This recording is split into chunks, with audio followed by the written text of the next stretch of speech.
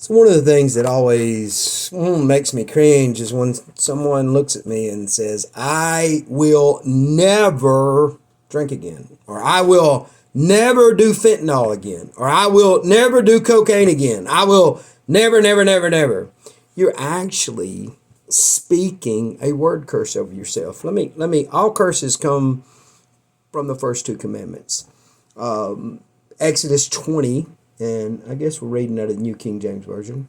It says, And God spoke all these words, saying, I am the Lord your God who brought you out of Egypt and out of the house of bondage. First commandment, you shall have no other gods before me. Verse 4, you shall not make for yourself any carved images, any likeness, anything that is in heaven or above, or that is in earth beneath, or that is in the water under the earth. You shall not bow down to them or serve them, for I am the Lord your God. I am a jealous God.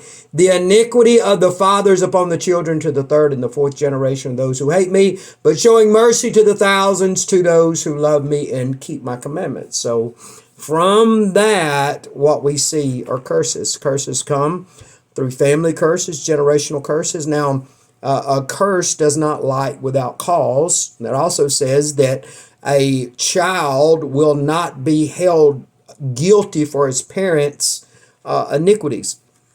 But what happens is, as my parents' sin affects me, then as I engage in sin, now I transfer the curse. There has to be a sin. But there's also spoken curses when we begin to make oaths. And when you make an oath saying that I will never, you're excluding God. And if you're a Christian, if you exclude God, you're in big trouble, because you're to acknowledge him in all your ways. You have no idea what you'll do outside of the grace of God. We acknowledge the grace of God. Never say never. Never say never.